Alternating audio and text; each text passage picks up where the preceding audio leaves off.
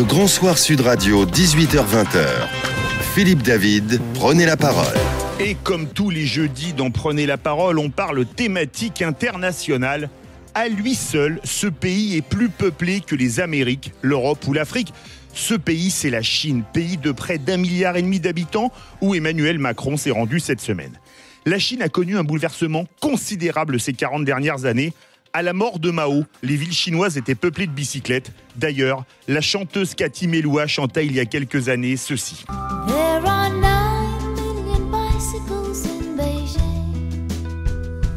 That's a fact. Il y a 9 millions de bicyclettes à Pékin, c'est un fait, disait la chanson. Et depuis la transformation du pays en pays politiquement communiste mais économiquement capitaliste, les bicyclettes ont été transformées par des voitures, notamment par des berlines de luxe allemandes ou japonaises. La Chine est en train, doucement mais sûrement, de devenir la première puissance mondiale. Elle est l'usine du monde. Elle dispose des premières réserves de change du monde avec 3011 milliards de dollars au 31 décembre dernier. Elle est le pays le plus peuplé du monde. Elle est le premier exportateur mondial avec 13,2% des exportations.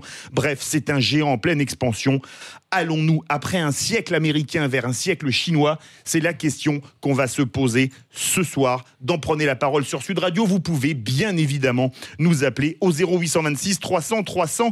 Avec nous, Alexandre Delval, géopolitologue, professeur à l'IPAC. Bonsoir. Bonsoir. Bienvenue sur Sud Radio. François Asselineau, président de l'UPR, qui fut candidat à la présidentielle et qui a rencontré plusieurs leaders chinois, notamment avec Jacques Chirac, avec Gérard Longuet, avec Hervé de Charette, notamment Jiang Zemin à l'époque, à la cité interdite, un endroit mythique de la Chine. On en parlera bien évidemment avec nous. Bonsoir. Bonsoir à vous. Bienvenue sur Sud Radio. Et vous me pardonnerez l'accent, Yu Zhou, professeur de chinois, organisateur de conférences sur la Chine et écrivain. Ni hao. Ni hao. Alors excusez-moi, je ne vais pas beaucoup plus loin en chinois. Bienvenue sur Sud Radio, je ne sais pas vous le dire non plus. On va commencer en écoutant ceci.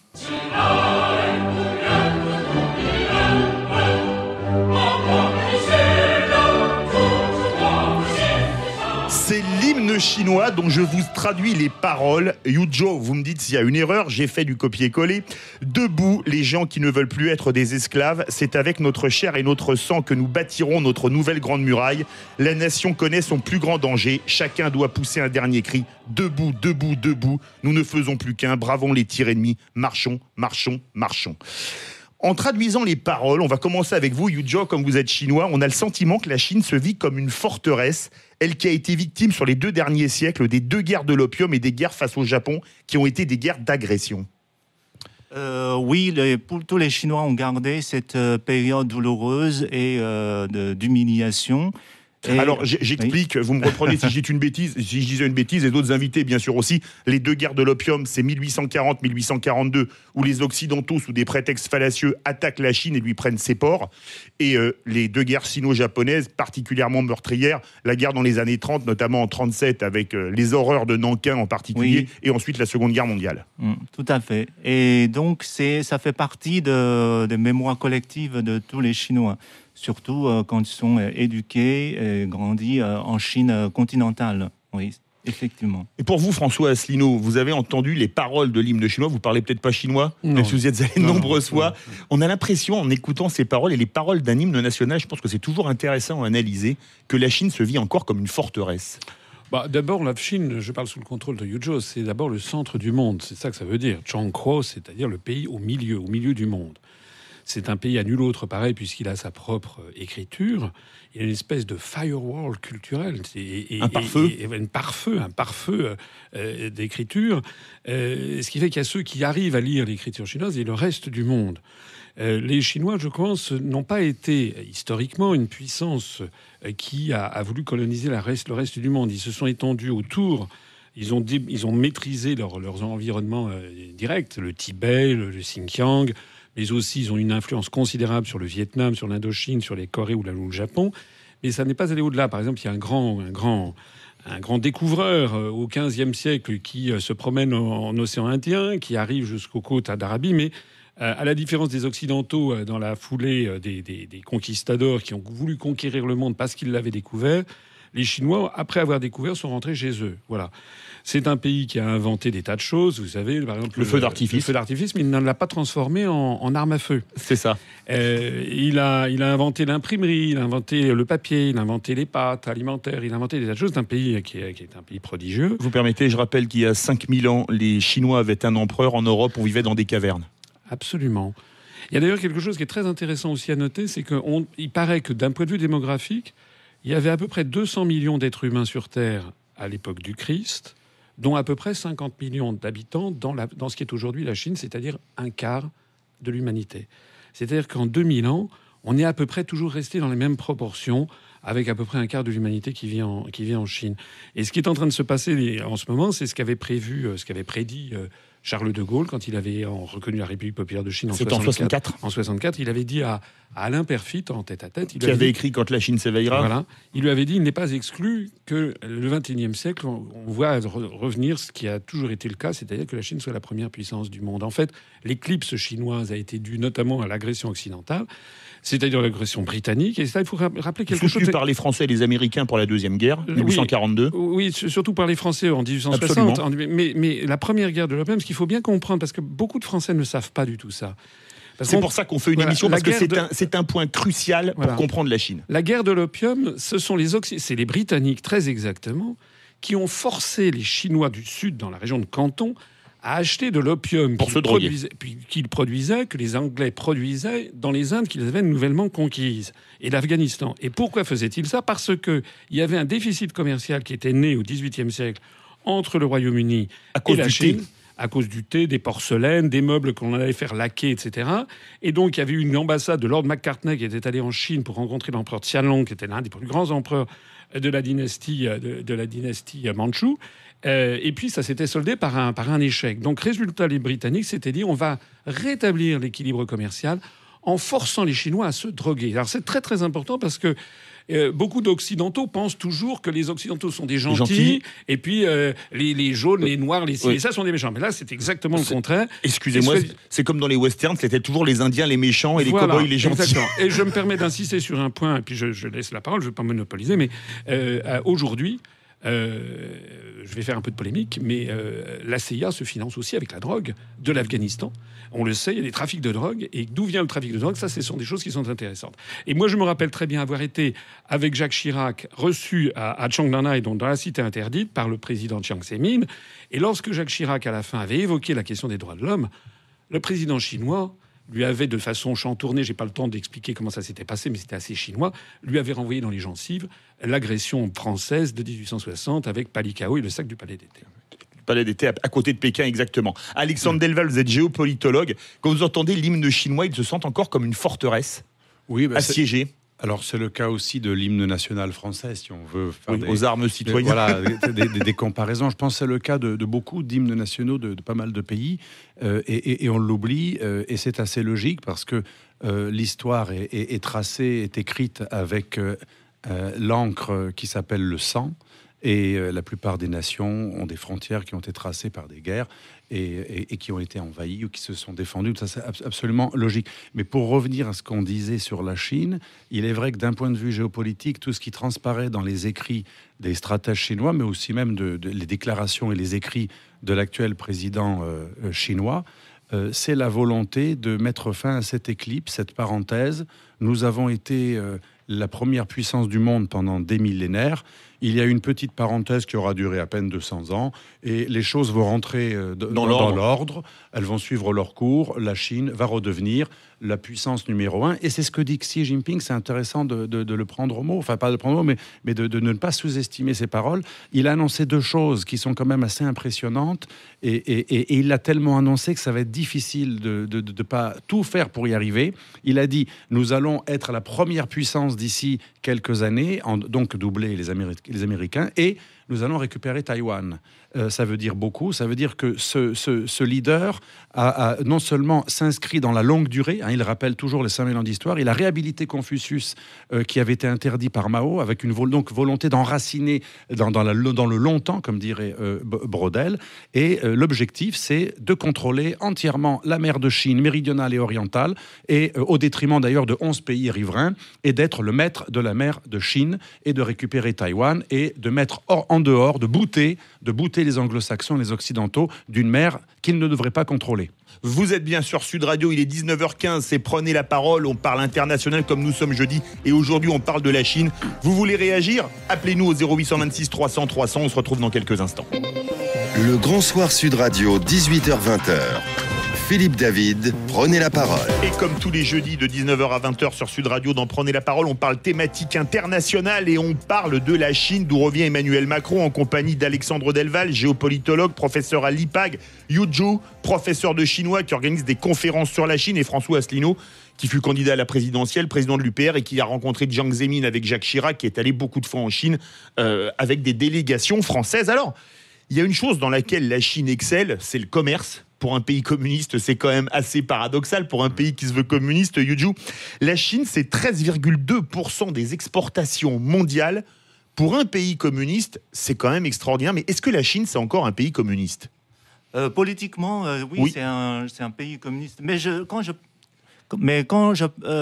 Pour les Français, ceux qui comprennent pas trop le système politique chinois, je fais souvent un exemple. C'est comme dans une multinationale internationale. Il y a un conseil d'administration. Le Parti communiste, c'est comme le conseil d'administration. Donc, un petit salarié, s'il est brillant, il peut monter échelon jusqu'à devenir le directeur de la société, mais c'est tout de même le parti qui contrôle cette multinationale. Et est-ce que c'est un pays communiste politiquement et capitaliste économiquement ? Capitaliste économique, mais on peut dire moitié-moitié, parce que l'État contrôle tout de même les grandes entreprises, les banques, les grandes entreprises. Donc, parce que le Parti communiste sait que c'est le pilier de son, gouvernance en Chine. François Asselineau, pour vous, c'est un pays communiste d'un point de vue politique et capitaliste d'un point de vue économique, la Chine ? Moi, je dirais que c'est un peu une nouvelle dynastie qui s'est installée. Vous savez, l'histoire de la Chine, c'est une succession de dynasties, fondée généralement d'ailleurs par un paysan sorti du rang, et qui a le mandat du ciel, qui devient le fils du ciel, le Tianzi. On pourrait dire qu'il y a une nouvelle dynastie, qui est la dynastie communiste, qui a succédé à la dynastie mandchoue, qui s'était effondrée en 1911, et que désormais, cette dynastie, il y a un processus de succession qui n'est pas héréditaire stricto sensu, mais c'est à l'intérieur d'un cadre. Ça n'a pas grand-chose de communiste. Il y a effectivement une rhétorique comme ça, mais je pense que c'est d'abord un pays qui est extrêmement pragmatique. Tout le monde connaît cette formule formidable qui est de Deng Xiaoping, qui avait cité un proverbe chinois. Peu importe que le chat soit blanc ou noir, l'important c'est qu'il attrape des souris. Moi, j'avais rencontré, quand j'étais allé avec Hervé de Charette, on avait été reçu à Singapour par le fondateur de la cité-État de Singapour, Lee Kuan Yew, qui nous avait expliqué, c'était tout à fait passionnant, comment il avait été appelé après la mort de Mao, il y a eu la bande des quatre, et puis il y a eu une révolution de palais, la mise à l'écart de la bande des quatre, et puis le triomphe de la ligne pragmatique de Deng Xiaoping. C'est-à-dire, la libéralisation de l'économie. Voilà. Et Deng avait appelé Lee Kuan Yew. Lee Kuan Yew, c'est la cité-État de Singapour qui est un succès extraordinaire. Il l'avait appelé à Pékin en lui disant « Qu'est-ce qu'on peut faire ?» Et Lee Kuan Yew lui a dit « Voilà, il faut sortir du communisme. » Il nous l'a dit. Il faut sortir du communisme, mais sans le dire, à la chinoise. Et on va faire donc un développement en tâche de léopard. Je vous propose de créer des petites cités comme Singapour. C'est ce qui s'est passé. C'est-à-dire que, au lieu de faire les choses de façon théorique, comme l'a fait Gorbatchev, il a posé en termes de principe, tout s'est effondré. Les Chinois, ils ont toujours dit « nous sommes communistes », mais ils l'ont dit et ils ont arrêté de le faire. Et ils ont commencé par créer des petits Singapour qui ont été de l'autre côté de Hong Kong et de l'autre côté de Macao, les villes de Shenzhen et de Zhuhai. Et là, ils ont laissé, dans ces petites villes, des Chinois avec une totale liberté. Alors, c'est dans le sud de la Chine, c'est le delta, dans la région du delta de la rivière des Perles. Et là, c'est le capitalisme à l'état natif, en fait. C'est-à-dire totale liberté d'action, totale liberté, quasiment pas d'impôts, quasiment aucun droit du travail, aucun droit social. Et d'un seul coup, ça a explosé. C'est-à-dire que donner à des Chinois la possibilité de faire du business, de faire du commerce, eh bien, aussitôt, c'est ça. Et après ça, petit à petit, il y a eu des centaines de Zhuhai de Shenzhen qui ont été répandus à travers la Chine. Alexandre Delval, pour vous, la Chine, c'est un pays communiste ou capitaliste, ou les deux à la fois? Je pense que si on est en Asie, il faut raisonner différemment. Dans le taoïsme, on apprend qu'une chose peut être cette chose et son contraire en même temps. Vous connaissez tous le yin et le yang, même si c'est un peu vulgarisé. Et c'est vrai que dans la pensée asiatique, il n'y a pas forcément ces contradictions. Donc on peut être à la fois communiste, et c'est ce que vous disiez, il faut quand même le rappeler, ça a beau être un pays mercantiliste et capitaliste, il y a quand même un contrôle de certaines sociétés par l'État. Donc c'est à la fois un pays communiste, idéologiquement communiste, et certaines sociétés sont contrôlées par le Parti communiste, qui contrôle d'ailleurs tout, même les églises, mais en même temps, on est capitaliste, c'est-à-dire c'est un socialisme à économie de marché, pour reprendre la formule tout à fait célèbre. Et dernière chose, il faut savoir que M. Xi Jinping parle très souvent de Poutine et de Gorbatchev, et ce qu'il a beaucoup marqué, c'est l'erreur des gens qui sont arrivés avant Poutine, qui ont libéralisé le politique, comme Helsinki, dans un immense territoire comme la Russie, c'était fou, mais qui n'ont pas vraiment libéralisé l'économie, qui est restée dans un carcan administratif soviétique. Eh bien, la Chine a fait exactement l'inverse. On maintient le politique, et celui-ci permet de tenir la société et de ne pas être dans le chaos total. Yu Zhu, vous êtes professeur de chinois, organisateur de conférences sur la Chine. On parlait pendant il y a quelques instants, avant d'entrer en studio, des Chinois qui disent, quand on visite le musée de la Chine, place Tiananmen, que les Occidentaux les avaient humiliés par le libre-échange, ils auraient leur revanche par le libre-échange. C'est ce qui est en train de se passer? Je pense que les Chinois sont conscients que dans la théorie qu'on enseigne en Chine, c'est que l'économie, c'est le pilier de la politique. Donc, si l'économie va, et après, tout ira par la suite. Donc, les Chinois ont bien compris que c'est pas par les théories, mais c'est par la pratique. C'est des pragmatiques, en fait, les Chinois. Tout à fait. Et c'est d'ailleurs l'erreur. C'est d'ailleurs l'erreur, si vous comparez d'ailleurs avec la Russie, c'est tout à fait vrai. L'erreur de la Russie, ou plutôt sa faiblesse, c'est qu'elle a une énorme cuisse, si j'ose dire, très musclée d'un point de vue militaire, mais un moignon économique. Et la Chine sait très bien qu'à un moment ou à un autre, même si on a des ambitions, même si on est charismatique, même si on contrôle une armée d'une main de fer et qu'on est un leader assez performant comme Poutine, à un moment, l'intendance ne suivra pas parce qu'il n'y a pas assez d'argent. Donc la Chine a parfaitement compris qu'avant d'aboyer, d'ailleurs la Chine est maline, dans l'OCS, l'Organisation de la coopération de Shanghai, et dans le partenariat anti-occidental avec la Russie, là aussi, on va en parler tout à l'heure. La Chine laisse aboyer la Russie. De même qu'elle a longtemps laissé aboyer la Corée du Nord, mais elle prépare les choses de manière intelligente, et on ne fera pas de confrontation, parce qu'au moment où on fera la confrontation, on sera déjà vainqueur. Et c'est la stratégie classique du jeu de Go, par rapport au jeu d'échecs. Nous, on fait l'échec et mat. Eux, c'est le jeu de Go. C'est-à-dire, l'idéal, c'est un combat qu'on n'a pas besoin de livrer. François Asselineau, c'est la revanche par le libre-échange? Oui, mais oui, sans doute. Mais un point qui est très, très important, c'est qu'il ne faut jamais oublier la démographie. La Russie, c'est 12% de la population chinoise. C'est un nain par rapport à la population chinoise. La Chine... Alors, je vous coupe. Les autorités chinoises disent qu'il y a une marge d'erreur de 65 millions d'habitants sur leur recensement, c'est-à-dire la population de la France à 1 million près. Voilà, donc, il faut. Moi, je crois que la pensée chinoise. On parle de la Chine je parle sous le contrôle de Yu Zhu, mais je pense que la pensée chinoise. Et ils savent qu'ils ont le temps pour eux. D'abord, c'est la seule civilisation au monde qui est aussi ancienne. C'est une civilisation qui est continue depuis quasiment 5000 ans. C'est comme si on avait toujours des pharaons en Égypte, si vous voulez, qui ont construit les grandes pyramides. Voilà, et qui avaient toujours des hiéroglyphes. Oui, mais parce c'est exactement ça. Ancienne, mais elle est continue. Voilà, elle est continue. C'est comme si on utilisait encore les hiéroglyphes égyptiens. Et donc, on a affaire à quelque chose, une force, avec une inertie colossale, avec 22-23% de la population mondiale, et effectivement, sur tous les théâtres diplomatiques, ils sont toujours beaucoup plus prudents, ils laissent monter au créneau, les autres, eux, à la limite, il leur suffit d'attendre pour être les premiers. Vous êtes bien sur Sud Radio, il est 19h27, on parle de la Chine, dans Prenez la parole, on se retrouve dans quelques instants. Le Grand Soir Sud Radio, 18h-20h. Philippe David, prenez la parole. Et comme tous les jeudis de 19h à 20h dans Prenez la parole, on parle international et Emmanuel Macron, revenant de Chine, on parle de la Chine, ce pays gigantesque, passionnant, en compagnie de Yu Zhou, professeur de chinois qui organise des conférences sur la Chine, Alexandre Delval, géopolitologue, et François Asselineau, président de l'UPR, qui a accompagné notamment Jacques Chirac à l'époque de Jiang Zemin en Chine. On nous appelle au 0826 300 300. L'appel n'est pas calé, on prend juste après. François Asselineau, vous êtes allé avec Jacques Chirac, vous avez rencontré Jiang Zemin, vous êtes allé, on l'a dit, avec Hervé de Charette, par exemple. Comment est-ce que ça se passe quand un président chinois est reçu par un président chinois reçoit un président français? Ça se passe à Zhongnanhai, c'est-à-dire dans une des parties de la cité interdite. C'est un peu comme si l'Élysée se situait dans une aile du château de Versailles. D'accord. Alors, excusez-moi, j'explique, la cité interdite, c'est où on voit la photo de Mao, parce qu'il y a beaucoup de Français qui ne sont pas allés en Chine. C'est toute la partie qui est derrière, et c'est d'une beauté architecturale absolue. Je pense qu'on sera tous d'accord là-dessus. Voilà, alors ça a été construit. Comment ça s'appelle, John? Donc Zhongnanhai, je pense, c'est comme ça, Zhongnanhai, c'est-à-dire c'est une partie qui est réservée, la partie occidentale, qui est réservée aux plus hauts dirigeants du régime. On arrive, il y a un convoi de véhicules, et puis on est introduit dans un pavillon. Et il y a, quand j'y étais, il y avait à peu près 10 personnes du côté chinois, 10 personnes du côté français. Moi, j'étais avec Hervé de Charette, mon ministre des Affaires étrangères, et donc avec Jacques Chirac. Il y avait quelqu'un de l'Élysée, il y avait également le traducteur français, l'ambassadeur de France.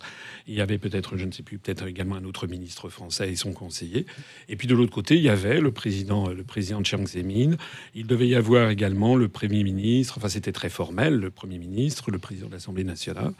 Alors ça commençait pour être... Ce qui s'est passé, c'est que le président Jiang Zemin a dit bienvenue.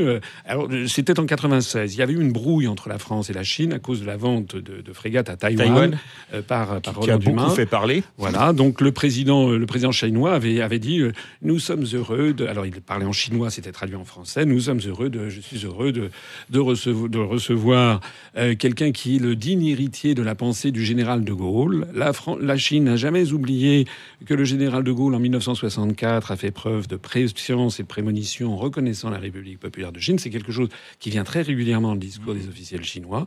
Vous êtes le digne héritier de Charles de Gaulle. Il y a eu des problèmes entre la France et la Chine récemment, mais comme on dit en Chine, après la pluie vient le beau temps.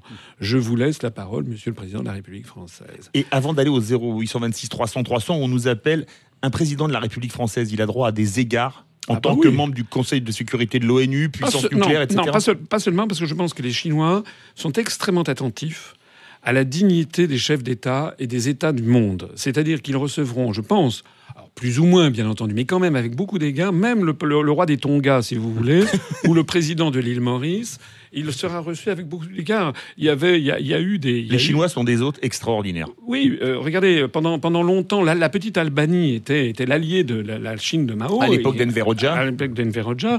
Donc il y a un grand souci, justement, je crois, qui est tout à l'honneur des Chinois. Enfin, moi, je suis assez sinophile. Hein. Donc, on l'avait remarqué. Il y a quand même un grand souci de la face de l'autre, puisque Mianzi, c'est la face. Il est très important toujours de garder sa propre face, de ne pas perdre la face et de ne pas la faire perdre à son hôte étranger. On nous appelle au 0826 300 300. Marie, bonsoir. Bonsoir, monsieur David. Eh bien, écoutez, félicitations, parce que vous avez des invités très intéressants ce soir. Merci beaucoup.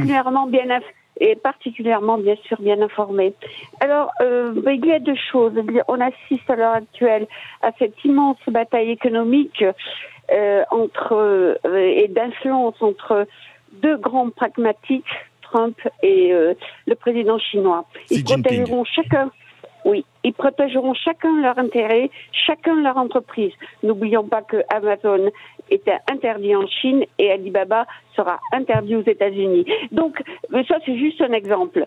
Donc, c'est quelque chose, on assiste à cette guerre.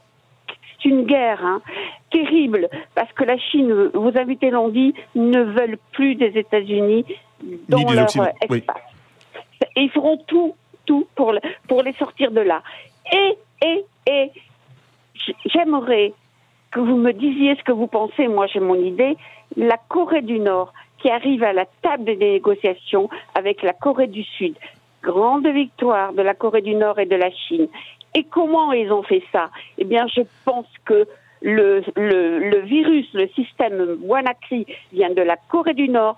Ils ont forcé Donald Trump parce il y a eu beaucoup de problèmes électriques aux États-Unis. Le virus a été interdit par le système Windows qui est réservé aux satellites. Ils ont déjà marqué un point. Je ne dis pas qu'ils vont gagner cette carte économique. Ils auront la route de la soie parce qu'ils vont aller vers... Et d'autre part, je voulais dire... Très court. Pour la France, très court, je voulais dire que c'est très très difficile d'investir en Chine. Ils se protègent, ils vous mettent des bâtons dans les roues, ils sont peut-être très polis et très respectueux, mais je peux vous assurer que pour les contrats, eh bien, ils reviennent à la charge et vous êtes chocolat. Les Chinois, voilà. Chocolat, ce sont de redoutables négociateurs. Merci beaucoup, Marie.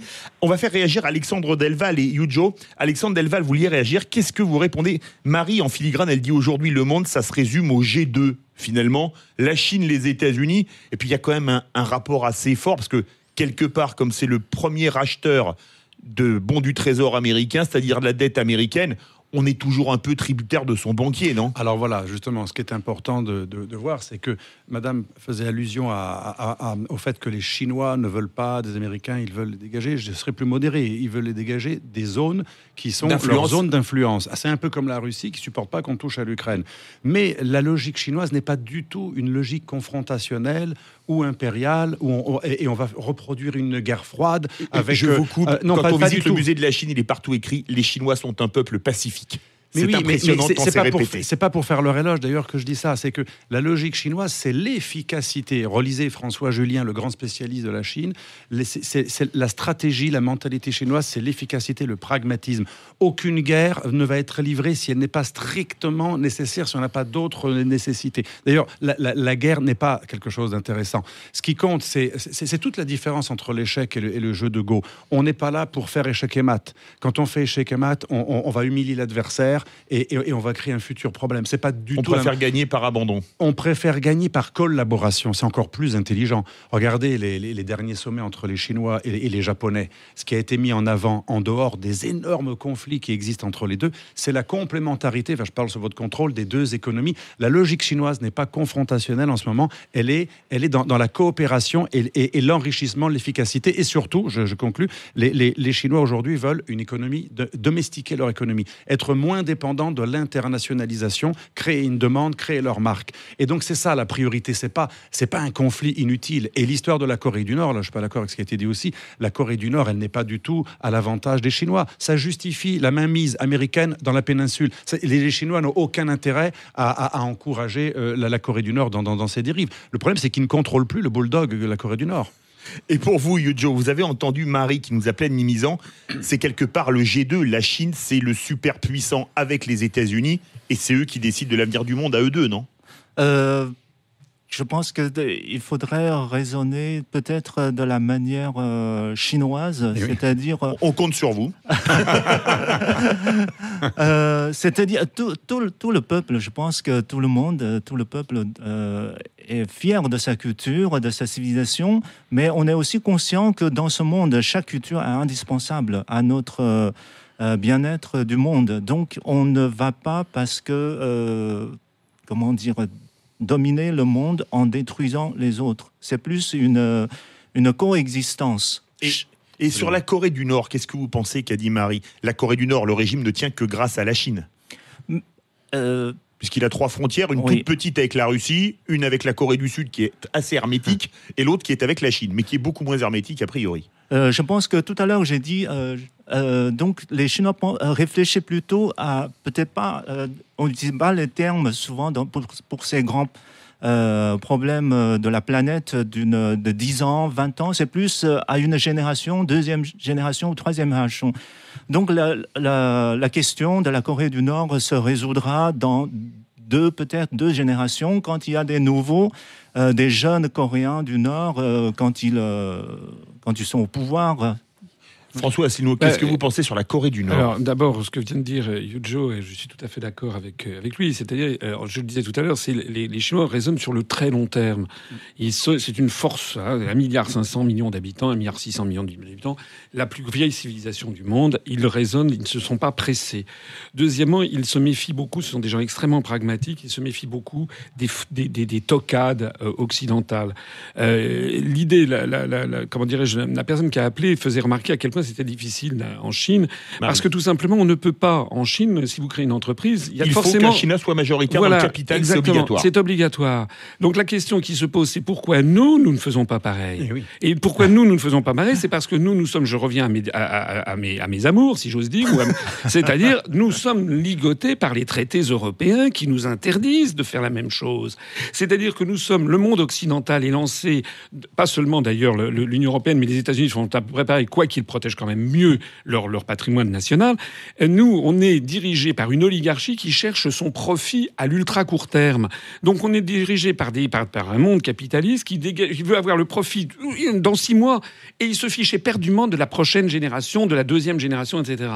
Donc là, nous, si on veut faire comme la Chine, il ne faut pas reprocher aux Chinois. Moi, je ne reproche pas aux Chinois de vouloir conserver le jardin du Langjingcha, par exemple, était du Puy du Dragon, de le conserver en main chinoise. Je reproche aux Français de laisser le château de Gevrey-Chambertin passer dans des mains chinoises. Parce que dans un cas, nous avons des Chinois qui défendent leur patrimoine, ils ont raison de le faire, parce que dans le monde de demain qu'on lèguera aux générations futures, et je pense qu'il doit y avoir une diversité des peuples et des nations et des civilisations, il faut également que la France, sortie de l'Union européenne, défende elle-même ses propres intérêts. Comme vous avez cité le château de Gevrey-Chambertin, je suis obligé de dire, pour qu'on n'ait pas d'ennui, l'abus d'alcool est dangereux pour la santé, à consommer avec modération. Vous êtes bien sur Sud Radio, prenez la parole, thématique internationale, spéciale Chine ce soir. Restez bien avec nous, on va parler des rapports entre la France et la Chine. On se retrouve dans quelques instants. Le Grand Soir Sud Radio, 18h-20h. Philippe David, prenez la parole. Et comme tous les soirs de 19h à 20h sur Sud Radio dans Prenez la parole, tous les jeudis soirs thématiques internationales, et on parle de la Chine en compagnie de François Asselineau, président de l'UPR, qui a visité les présidents chinois en compagnie de délégations, dont Jacques Chirac, Hervé de Charette, Yujo, professeur de chinois qui organise des conférences sur la Chine, et Alexandre Delval, géopolitologue et professeur à l'IPAG. Yujo, quelle image les Chinois ont des Français? C'est l'image romantique et de la France. C'est un pays industriel. Ils ont l'image que les Américains ont, c'est-à-dire le béret, la baguette et la bouteille de vin? Presque. Il faudrait rajouter le côté romantique, glamour. Et puis Paris, c'est toujours la première destination des touristes chinois en Europe. Oui. Et quelle image ils ont de la France? Pays agricole, pays industriel, pays de culture. Quelle est l'image qu'on a là-bas? C'est un pays de grande culture, de grande gastronomie, de grand luxe. Tout ce qui touche l'art de vivre, on pourrait dire. Et contrairement aux images qu'on a sur les Allemands, donc c'est pas un pays, même si les dirigeants chinois savent que la France est un pays industrialisé, dans certains domaines très avancé, mais pour la population, c'est plus un pays de bon vivre. Je vais vous faire une confidence et je vais vous redonner la parole à tous les trois. Ce midi, je déjeunais avec notre ami André Berkoff, qu'on retrouve tous les jours de midi à 13h sur Sud Radio. Il me dit, je lui parlais de l'émission de ce soir, il me dit, tu sais, je suis allé il y a quelques années, il y a très longtemps, c'était encore juste après la mort de Mao, dans un cinéma en Chine, et là je vois Fernandel en chinois. C'était Ali Baba et les 40 voleurs. La culture française, elle est encore présente en Chine? Bien sûr, les cinémas français... Les films français? Oui, les grands musées, l'art, les étudiants chinois, quand ils veulent apprendre, par exemple, les beaux-arts, Paris est la première des destinations. Vous l'avez ressenti, vous, François Asselineau, quand vous visitiez les présidents chinois ou des dirigeants chinois, avec la délégation, que la culture française, elle avait encore une place en Chine? Oui, c'est vrai d'ailleurs dans le reste du monde, tout particulièrement vrai en Extrême-Orient. Moi, j'ai vécu au Japon, c'est exactement la même chose au Japon, en Corée, à Taïwan, en Chine, etc. Donc, c'est d'ailleurs un de nos atouts fondamentaux qu'il faut cultiver. Pour le reste, on essaie toujours de développer des partenariats franco-chinois en matière industrielle. D'ailleurs, là, Macron a revient avec quand même une moisson de contrats. Comme à chaque fois, moi, quand j'étais allé avec Chirac, on avait eu des Airbus, on avait eu la centrale nucléaire de Daya-Bay. Bon, là, c'est un petit peu la même chose 25 ans après. Donc ça, c'est bien. Ce qui, je pense, manque, c'est que je pense que les Chinois apprécieraient que la France redevienne ce qu'elle était du temps de Charles de Gaulle, c'est-à-dire une puissance indépendante et souveraine, et servant de contrepoids aux intérêts américains. Moi, je me rappelle, lors du débat qui avait eu lieu, ce à quoi j'avais assisté, j'ai tout à l'heure raconté le début de l'entretien. Ensuite, ça a continué, puisque le président Chiang Zemin avait dit qu'il souhaitait avoir une relation de partenariat stratégique avec la France.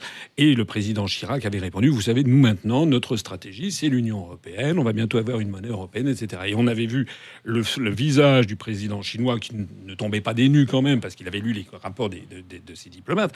Mais on voyait bien qu'il pensait intérieurement, la France n'est plus la France. La France, désormais, est une puissance qui accepte d'être vassalisée par une entité en devenir.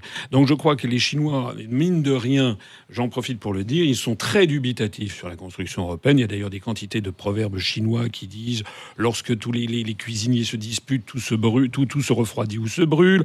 Lorsqu'il y a 9... Et rappelons que Yu Zhou a écrit un livre qui s'appelle Baguette et fourchette, c'est ça? Voilà, lorsqu'il y a 9 capitaines dans un bateau, il sombre, etc. Donc ils ont mis très longtemps d'ailleurs à croire dans le développement de la construction européenne. Ils avaient compris d'ailleurs que c'était une manipulation américaine.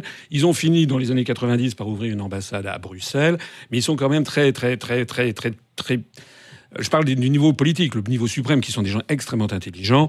Ils sont quand même très surpris de voir qu'un pays ayant l'histoire de la France, ayant la capacité de mobilisation internationale de la France, ayant le rayonnement international de la France, se ligote elle-même dans ce qui est un des grands stratagèmes chinois dont j'ai parlé dans mes conférences, c'est le stratagème des chaînes. On se ligote, on est neutralisé par ce stratagème des chaînes, on est ligoté avec 27 autres pays avec lesquels nous avons des intérêts tout à fait divergents dans de très nombreux domaines. Alexandre Delval, la culture française, ça compte en Chine ? Mais je pense que ça compte pas qu'en Chine. Vous allez au Japon, vous allez en Russie, vous allez au Liban, donc des petits, des grands pays. Moi, ce qui me fascine en voyageant, j'étais encore en Hong Kong. Bon, c'est la Chine un peu différente, mais il y a quelques jours. Mais ce qui est fascinant, c'est qu'il y a une demande de France absolument gigantesque dans de nombreux pays du monde, à laquelle la France elle-même ne répond pas et ne croit pas. Mais quelque part, ça vous rend encore plus patriote et fier d'être français. Oui. Il faut faire le détour par la Chine, le Japon, la Russie ou le Liban pour se rendre compte que nous sommes un pays extraordinaire et il y a une demande de France qui n'est pas satisfaite. Et ce qui est terrible, c'est que le français, il n'apprend pas ça à l'école. Il n'apprend pas à s'aimer lui-même. Il apprend que nous ne sommes rien, puisque l'Union européenne, ce serait uniquement les droits de l'homme. Il n'y aurait aucune identité, aucune racine, aucune frontière, rien. Donc on apprend qu'on est ex nihilo, on est juste une idée de générosité, un peu le politiquement correct, et on renonce à ce qui fait notre spécificité, et ce qui fait notre grandeur, et ce qui fait aussi notre efficacité, même d'un point de vue commercial. Croire en une identité, avoir un certain nombre avoir un sens, des racines, c'est extrêmement... c'est les racines et les ailes, et c'est dommage qu'il faille aller à l'étranger pour reprendre confiance en soi quand on est français. Yu Zhou. Oui, par exemple, les médias français parlent souvent de l'excédent de la balance commerciale chinoise, mais dans le domaine, je crois, dans le domaine culturel, c'est plutôt la France qui garde une longueur d'avance. Par exemple, je sais que le musée, le centre Beaubourg va bientôt ouvrir une antenne, satellite à Shanghai. Les Chinois sont preneurs, ils n'ont pas crié au scandale en disant que c'est la version. Mais ils sont plutôt... Ça risque pas. Mais il y a une terre d'influence pour la France, c'est l'Afrique. Et aujourd'hui, les Chinois arrivent massivement en Afrique. Quand ils ont l'équivalent de CNN, c'est CCTV, ils ont fait une chaîne pour l'Afrique à 100% en français, comme la moitié de l'Afrique peu ou prou parle français. Est-ce que maintenant, Yu Zhou, il y a une Chine-Afrique comme il y a une France-Afrique? Et est-ce que les deux pays sont concurrents sur ce continent? Et là, la francophonie est essentielle. Dans le domaine culturel, donc je pense que... Mais je parle dans le domaine général, économique, politique, stratégique. Économique, je pense qu'il y a beaucoup à faire entre la France et la Chine. Je pense qu'on est complémentaires. Il y a beaucoup de choses, des partenariats, coopération. Et donc je pense... Oui, il y a certains de côté concurrents, mais il y a plus aussi de côté de partenariat. Et ce qui est intéressant dans votre réaction, j'aime beaucoup votre réaction, elle est très chinoise finalement, même si vous habitez en France. On vous parle de s'il n'y a pas une coopération, une compétition ou une concurrence. Et ce qui est intéressant, votre première réaction, il y a un partenariat, comme s'il n'y avait pas eu la question confrontationnelle. Et ça, c'est très chinois. Et je pense que c'est un peu vrai aussi. Il n'y a pas de confrontation. Il y a beaucoup il y a des actions parallèles. Vous allez en Chine, il y a encore beaucoup d'espace pour la France, sauf que la France, elle a compté sur quelques fleurons, Société Générale, Bouygues, Bolloré, PSA, bien sûr aussi l'uranium, il y a aussi Areva, qui a eu un gros contrat, Niger, etc. Mais la Chine, elle va beaucoup plus loin. Elle électrifie des villages, elle aide à fabriquer des objets locaux. Il y a des Chinois qui s'implantent dans des petits villages où jamais aucun Français n'ira, parce que les Français habitent dans les endroits de Français. Et donc, c'est assez complémentaire. Les Chinois vont dans des circuits que parfois les Français ne fréquentent pas en Chine. François Asselineau, la France-Afrique, maintenant il y a la Chine-Afrique. Oui, ça se développe, parce que de toute façon, la France, je suis tout à fait d'accord avec ce qui a été dit auparavant, notamment par Alexandre Delvalle, le problème de la France, c'est que c'est une espèce d'autophobie. On apprend aux Français à se détester eux-mêmes, à détester la France. Et là, d'ailleurs, dans notre mouvement politique, on a 6,5% de nos adhérents qui sont des Français, souvent jeunes, qui sont expatriés dans une centaine de pays du monde. Parce que le problème numéro 1 de la France, c'est qu'on a mis dans la tête des Français que la France ne valait plus rien, que c'était une espèce de très vieille personne qui devait être placée dans un mouroir et que c'était terminé. Mais ça, il n'y a rien de plus désespérant que ça. Lorsqu'on va à l'étranger, on découvre que la France est attendue comme ça a été dit. Elle est attendue en Afrique, elle est attendue en Chine. Il y a beaucoup de malveillance aussi, de mauvaise foi quand on reproche le déficit commercial vis-à-vis de la Chine. Parce 30 que milliards. Oui, mais pourquoi ? Il y a eu toutes les délocalisations qui ont été autorisées par les traités européens. Donc toutes nos industries vont s'installer en Chine pour ensuite vendre à la France. Donc effectivement... Notamment les Airbus A320 sont faits à Tianjin, maintenant en Chine depuis quelques années. Maintenant, donc si vous voulez, il y a quand même, il faut savoir ce que l'on veut. Encore une fois, le problème numéro 1, ça n'est pas la Chine. La Chine, elle défend ses intérêts, comme d'ailleurs la Russie défend ses intérêts, comme les États-Unis défendent leurs intérêts. Il y a une zone au monde où les pays ne défendent plus leurs intérêts. Ce sont les pays qui sont lancés dans cette espèce de folie qui s'appelle construction européenne. C'est la zone bisounours Europe. C'est la zone bisounours. C'est Alexandre Delvalle. Alexandre Delvalle, je vais vous transmettre un bon d'adhésion à l'UPR, un bulletin d'adhésion. Yu Zhou, vous êtes professeur de chinois, organisateur de conférences sur la Chine. Est-ce qu'il n'y a pas un axe qui est en train de se faire aujourd'hui, qui serait un axe Pékin-Moscou ? On le voit notamment par les échanges énergétiques entre les deux pays. Je pense que peut-être oui, mais pas que ça, parce que les Chinois savent que très bien que dans ce monde, il ne faut pas compter seulement sur un seul allié, il faut créer... Mais là, c'est une frontière gigantesque, la frontière entre la Chine et la Russie, même si par endroits, il y a la Mongolie au milieu, c'est quand même impressionnant en taille. Il y a une complémentarité entre la Russie et la Chine. Donc ça, c'est évident. Alors, c'est vrai que Alexandre Delvalle, c'est un nouvel axe. Ce sujet est fascinant parce que jusqu'aux années 90, il y avait un énorme contentieux qui n'était plus d'actualité, mais qui n'avait pas été réglé formellement, notamment entre la Chine le paroxysme, c'était en 67, je crois. On était au bord de la guerre entre la Chine et la Russie. Sur le fleuve Amour. Sur le fleuve Amour, exactement. Lorsque le monde bipolaire a laissé la place à un monde unipolaire et que l'Amérique est devenue trop hégémonique, les Chinois et les Russes, bien qu'ayant dans le futur un énorme problème territorial en Sibérie, et avec des espaces vides d'un côté russe qui ne demandent qu'à être remplis par une population nombreuse chinoise,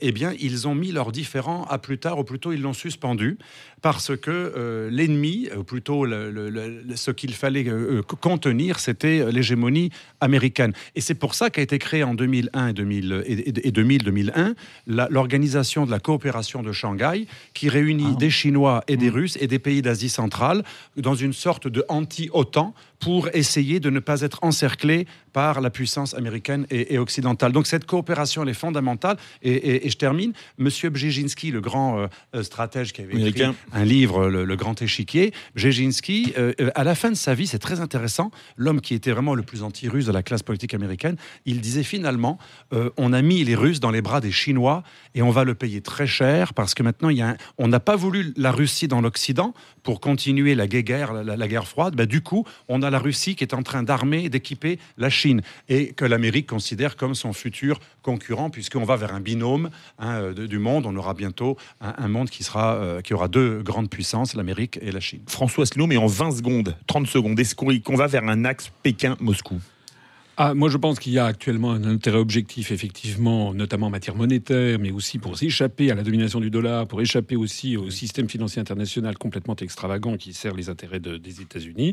on va vers effectivement une espèce d'alliance sacrée entre un certain nombre de grandes puissances dans le monde.